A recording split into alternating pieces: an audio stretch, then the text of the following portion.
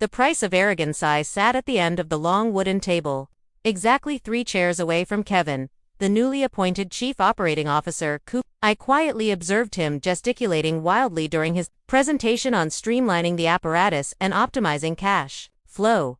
Dressed in an expensive suit that looked slightly too tight and with slicked back hair, Kevin spouted superficial management jargon like a novice trying to appear expert in front of a crowd. No one laughed, except for himself.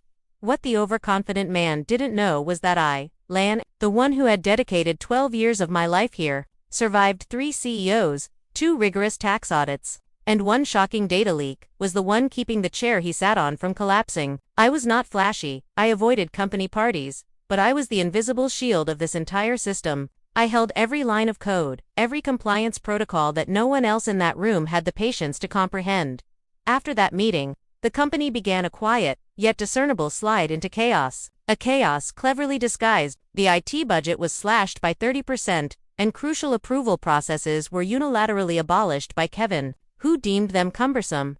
Veteran staff members began to resign, unable to tolerate the arbitrary leadership. Amidst the storm, I continued working silently. I patched the security holes Kevin created. I handled requests from federal agencies, ensuring our operating licenses were not revoked. Every day, I did the work of 3 people just to clean up the battlefield my new boss had created.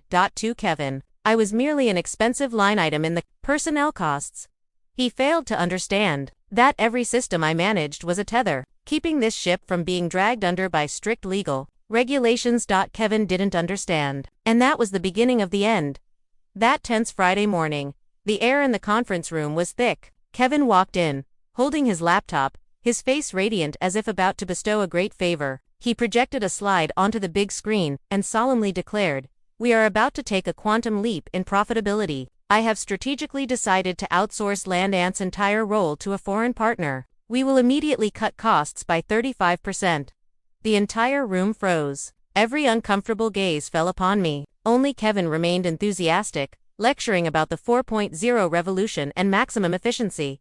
I did not argue. I was not angry. I calmly opened my handbag and took out the black security USB, the only one containing the token required to access the federal tax portal and compliance licensing systems. I placed it gently on the table, sliding it toward Kevin. The dry click of the plastic against the wood echoed in the silence. "Kevin," I said, my voice eerily calm, "I have just completed the final weekly report. Currently, this token will remain active for only 55 minutes before the system automatically resets. After that time, without my original fingerprint and password verification, the company's entire data access with government agencies will be permanently locked."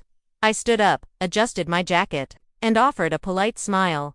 "I wish you and your cost-effective partner the best of luck trying to hack into the government system to file those reports." I walked out, leaving behind astonishment and an atmosphere thick with escalating fear.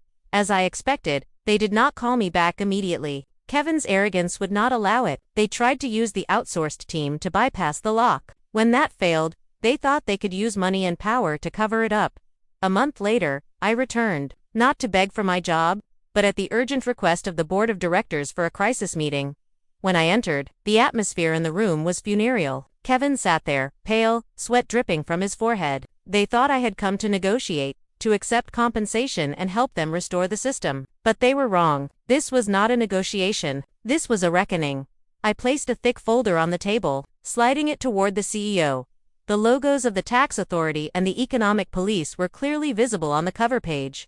"All this evidence," I stated slowly, enunciating every word, "shows that your decision to hire that foreign company was not about cost savings. It was a scheme for money laundering and tax evasion disguised as a software outsourcing contract. And I believe the authorities will be very interested in Kevin's initiative." The room erupted. Shouts and accusations began to fly. Kevin trembled, trying to explain, but no one was listening anymore. The CEO slumped in his chair. They realized that the person they had fired held not just the key, but the truth. 2 weeks later, the investigation officially began. The company was locked down, accounts frozen. The arrogant individuals who once sneered at me now bowed their heads before cameras and the law. On the day of the final court hearing, I attended as a witness. I watched Kevin and the former executives stand at the defendant's bench. They were gaunt, their eyes vacant. They had once believed money and connections could save them, but against the ironclad evidence I provided, every defense was futile.